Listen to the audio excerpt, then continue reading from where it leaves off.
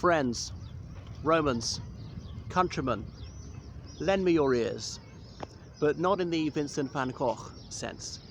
Anyway, here I am in Rome with my good friend Julius Caesar behind me, someone who also struggled with a receding hairline.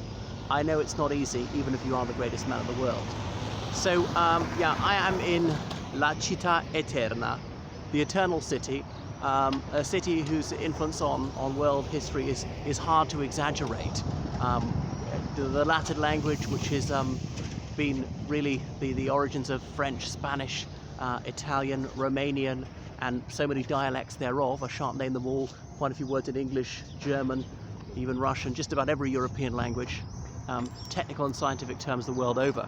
So there's an endless amount to say, and I can't fit it all into a brief video, but I'll make several videos today.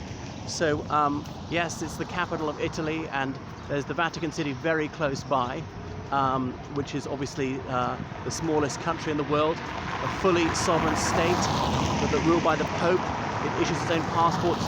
It's only got 800 citizens.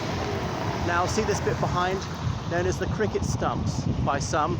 As a classical scholar said to me, it's a sight close to every Englishman's heart. Now, I hasten to underscore the fact that I'm not English, but anyway, just quoting Churnside.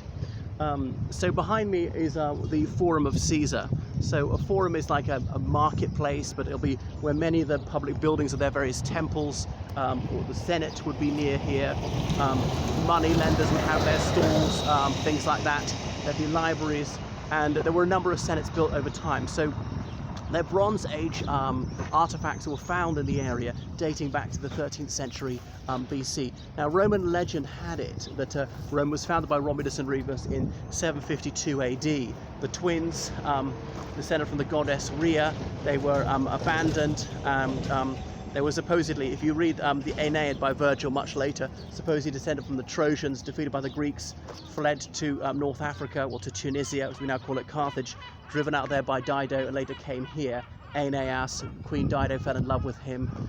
He was unreciprocated, she committed suicide. Well, fast forward, the two twins, Romulus and Remus, raised by the she-wolf.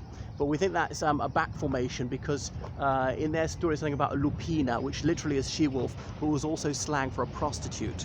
So they found that rather embarrassing that she was their mother, so they said, no, they were literally suckled by a female wolf. And so you often see that image. Why, even in fascist times, there was a children's organization called Children of the She-Wolf. But, and so Romulus built his walls, Remus mocked him, saying anyone can jump over those walls, and did it. So Romulus very kindly killed his twin. Anyway, Romulus gives his name to Rome, that's the story. But it wasn't simply, it was called Rome, they didn't know why, so they had to invent a tale to explain that. Okay, so there were several fora built in the area, and this is one built by Julius Caesar, starting in 54 BC. And it was only finished 2 years before his death in 44 BC, and he was killed in his own forum, in the Senate. The Ides of March, 44 BC, that's to say the 15th of March. The soothsayer has supposedly said to him, beware, beware the Ides of March. Goodness, don't want to be sidetracked to the whole story, but you know, when he'd made himself dictator for life, was the sole consul and so on, breaking with law and tradition, having coins struck with his image, and you only had to have a coin minted with your face on it if you were a god. So they thought that he was a threat to the republic. The senatorial class felt that he was depriving their rights, so people turned against him, and they all agreed to stab him to death. And when he's coming out of some temple, there are lots of petitioners handing him petitions saying, have so-and-so released from prison, or promote my brother in the army, or whatever, or lend me money, I'm desperate. But and so one man said, mine is urgent, read mine first. And Julius Caesar, if you believe Shakespeare, says, well, as you're going to be so pushy about it, I shall read yours last of all. A fatal mistake, because somebody was tipping him off this is an assassination plot. So heedless of this sage counsel, Julius Caesar went ahead to the Senate, and then was stabbed to death, stabbed several times. And then Brutus, his dearest friend, 17 years younger than himself, they were so close, some people thought that Brutus was his natural son, and as Julius Caesar's bleeding heavily, he says to him, et tu, Brute, in Shakespeare, as in, and you, Brutus, were really in the original history he says kai su teknon, meaning and you my son, but we don't think son is meant to be literal in this case, although that's actually Greek kai su teknon, but that's because the historian was Greek who wrote it. He would have said it in Latin, although he could speak Greek. He'd been to university at Rhodes in Greece, not Rhodes University in South Africa. No, that's renamed. Okay, so you can walk through here in normal times, but coronavirus. Oh no, you can. I see some people down there. I should go a bit later. So we're there, and there was so Trajan built a forum, and various other emperors built a forum, and the temple of Venus the Ancestress was here. She was supposed to be an ancestress of Julius Caesar, the goddess of love, who came ashore at Cyprus. You might know Botticelli's famous painting of her emerging out of a shell. So anyway, there are buildings here going back to the 11th century BC, and there's a cemetery from that time. Julius Caesar, he changed the forum quite considerably, and whenever a new forum was built, they plundered some of the materials from the existing forum, not completely knocking it down. Anyway, so Augustus, that's Julius Caesar's great nephew, carried on his work after Julius Caesar died, and there was no more Roman Republic. There was the empire. It was an empire in the sense of, yes, they had territories, colonies, but as in there was an emperor from Augustus on. He took the title of emperor. Julius Caesar actually never called himself emperor. It was only subsequently people said he was an emperor. And remember, they deified their leaders after this. You know, Romulus supposedly disappeared in front of a huge crowd, and then it was deified as the god Quirinius, hence there's the Quirinial Hill. And the Quirinial Hill is now the site of the President of Italy's palace. It was the royal palace until the abolition of the monarchy in 1947. Anyway, so there's a bit of Julius Caesar's temple still surviving, the one he dedicated to Venus Genetrix, as in the ancestress, supposedly his ancestress. Okay, so a bit of the columns, and there's some entablature at the top, very finely carved stone plant motifs and so on, cornucopias and a horn of plenty. So there was a terrible fire in 283 AD, and much of the forum was destroyed. Anyway, so it was abandoned, and in the 5th century AD, all the pagan temples were closed. Rome had been officially Christian for a century before that, but paganism had coexisted beside it, and eventually started to be persecuted after that. It's quite a swampy area. We're beside the river Tiber, and that was fully drained here only in the 16th century. So there was a Cardinal Michele Bonelli who did a lot of this work. He came from Alessandrino, which is in Piedmont, the very northwest corner of Italy, and this area became known as Alessandria in his honor. So the cardinal said, no, we've got to make these habitable and make it suitable for farming and so on. Obviously Rome was much, much smaller in the 16th century than it is today. In the height of its time in the Roman era, it had over 1 million people, the largest city in the world. So they needed a lot of food to be brought in here, because remember, food couldn't be preserved very well. But a lot of what we're seeing, obviously, is built by slaves. We don't remember them. They left almost no written records. Slaves were not all just horny-handed sons of toil. Some of them were highly educated, were teachers or accountants of things. Of course, most people couldn't read and write in those days. So anyway, after the end of the Roman era, ancient Roman era, after the close of antiquity, Caesar's forum wasn't used any longer. So the stone was raided and used to build various things, particularly by the Catholic Church or for private houses. And this was weed grown, and pigs were grazing here and things like that. So they've been defeated, raided, conquered by the Goths and so on. Really, Rome, as we know, shifted to Byzantium. That's now Istanbul. Remember, the Rome was divided into the eastern 2/3 of the empire, so the western third of the empire. Oh my God, I get it right. The western 2/3 and the eastern third. The eastern third survived on to 1453 as the Byzantine Empire, calling themselves Romeoi, as in Romans, despite speaking Greek. Anyway, so this area in the Middle Ages was known as Pantani, as in the marshes. So there are excavations going on all the time. As recently as 2019, they found skeletons here that they hadn't found before.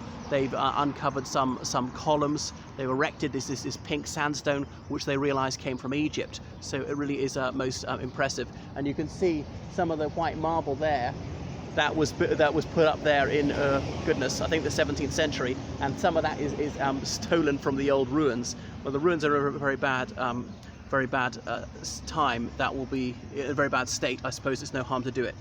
So that's the Vittorio Emanuele monument. Sorry, what am I talking about? It's more like early 20th century that was put up, as in for King Victor Emmanuel II. the first king of independent, united Italy. And there's so many churches around here, so a place of worship through the centuries. And obviously some of the Roman gods and goddesses are simply reimagined by Christianity when it comes along. So this is a city of 7 hills: the Aquiline Hill, the Esquiline Hill, the Capitoline Hill, the Quirinial Hill, the Verminian Hill, the Capitoline Hill. Is that 6? I can't remember the last one. So Capitoline was really kind of where some governmental buildings were, but it's also like the head caput, and Rome being caput mundi, the head of the world. Now, what else should I point out about it? Okay, and the Quirinial Hill, as I mentioned, for that, for Quirinius, and then the royal palace, now the presidential palace. Anything else you should know? So once a year in ancient Rome, all the men had to gather on a certain hill and be selected for the army. So the upper classes could be cavalry because they own their own horses. And first of all, they had some soldiers who were like skirmishers, wearing wolves' heads with some bows and arrows and just swords, had to be able to move fast. And they had princeps, who were closer to what we know as typical Roman legionaries, with their long shields, javelins and swords. But they also had pikemen towards the rear, who were older and they couldn't move as fast. But they had longer pikes. They were not throwing javelins. So really 3 types of infantry, depending on age, fitness, and things like that. Okay, so go down in there, and there's just an endless amount I could show you. What else would we want to know about Rome? Well, its modern football teams, Roma and Lazio. Obviously, Lazio is like the county which surrounds the city of Rome, and Lazio football team, they have their stadium here in Rome as well. So if you come from the city of Rome, you might support Lazio against Rome. So there were libraries here and things like that, and like the treasury, all sorts of temples. There was a temple of peace here, and the doors were only to be closed when there was peace throughout the Roman Empire. It was very, very rare, because the Roman Empire at its greatest extent extended from Scotland to Azerbaijan. They briefly got into Azerbaijan, and there's some Latin written on a rock in Azerbaijan. I've been to see it. The easternmost inscription in the Latin language. They ruled some of Crimea, much of Germany, much of North Africa from Morocco to Egypt. Bits of Jordan, so it really was huge, considering you couldn't travel faster than a galloping horse. So really based around the Mediterranean, Mare Nostrum, as they called it, our sea. Anyway, there's just an endless amount to investigate down there, these ruins. To think that some of what we're seeing is 2,500 years old, quite easily. So Roman legend said it was founded in 752 BC, and archaeologists say that's about right. It is about 800 BC that it was founded. Yes, there's some artifacts before that, but not really buildings.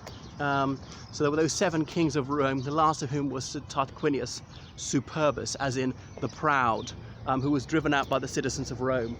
So Romans did not have democracy. That was a Greek thing, and because they had a senate, the senatorial class, they had extra political power. There were the plebes, as in the working class, the majority of people, and they had an assembly of the plebes, and they had 2 tribunes to represent them, but the tribunes could only come from the senatorial class. You see these 7 pink columns, these are the ones which were found only in 2015 and put up. They're all about 7 meters tall. Anyway, there are lots of splendid churches to see around here. So one good thing about coronavirus is there's hardly anybody about, and they've still got what would you call this? They've still got cobblestone here. Well, so good for horses to go along. And when tourists are busy, when there are loads of tourists around, you'll see trazione ippica to hire in carrozza. So these horse-drawn carriages. So we're looking towards where the Temple of Peace was, and this was the front portico of it. So the purpose of a temple was to house the image of the god and goddess, which was brought out to be washed, offered food and drink, obviously didn't consume it, sacrifices, animal sacrifices made on the steps of the temple. So they were not dualistic, the Romans. They didn't divide things into good and evil. It was all enmeshed. And their gods and goddesses were petty, capricious, selfish, suffered from all the human frailties, all our psychological and emotional debilities. They were just superhuman in terms of their magical power and their immortality.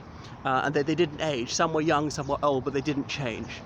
and they get married, they split up, they'd have affairs, they could have romantic encounters with men and women. The progeny of such unions were known as demigods, as in half god, half human, and then you could become less and less divine over the generations if the demigod bred with humans, right down to someone like Julius Caesar. So that was their Roman religion, and it was all about propitiating the pantheon with your sacrifices to them, your pieties, uttering your hasty orisons and things like that. So observance to these religious rules. So we're on Via della Fori Imperiali, the way of the imperial fora, as in that's plural. One fora, one forum, two fora, but okay in colloquial English, forums. I'm not a stickler for these things like saying stadia. Is that not hyper correct? Likewise, should you say musea for the plural? Anyway, we're very close to the Colosseum. Now, I remember I was teaching people about this about 12 years ago, and one of my 11-year-old pupils pointed out to me that the Colosseum and the Circus Maximus were not the same thing. In my ignorance, I thought they were the same, and I've been learning about this for years. So, the Colosseum is for animal fights, or gladiatorial combat, or animals to eat Christians alive, whereas the Circus Maximus is for chariot races. Now, they are beside each other. So the circus was not what we think of as circus. It's not about acrobats, high wire acts, or animals which can dance or anything like that, or clowns. No, circus in Rome was only about chariot races, whereas the Colosseum is different. Colosseum, also known as the Flavian Amphitheatre, and it's largely intact. I've been around it. There are lots of Korean sailors going around it when I was here last time. So walking up the hill towards that, I think I shan't probably bother filming all the way there. I think I have to film that a little bit later. There you can see it behind me. We'll look down the other way. We're going to see more of that monument to Vittorio Emanuele II, with a quadriga on the roof, or two quadrigi, is that the plural? As in a chariot with the goddess Athena Nike drawn by 4 horses, and she's holding the laurel of victory aloft. Okay, that's probably enough for the moment, and I'll film some more later. Toodle pip.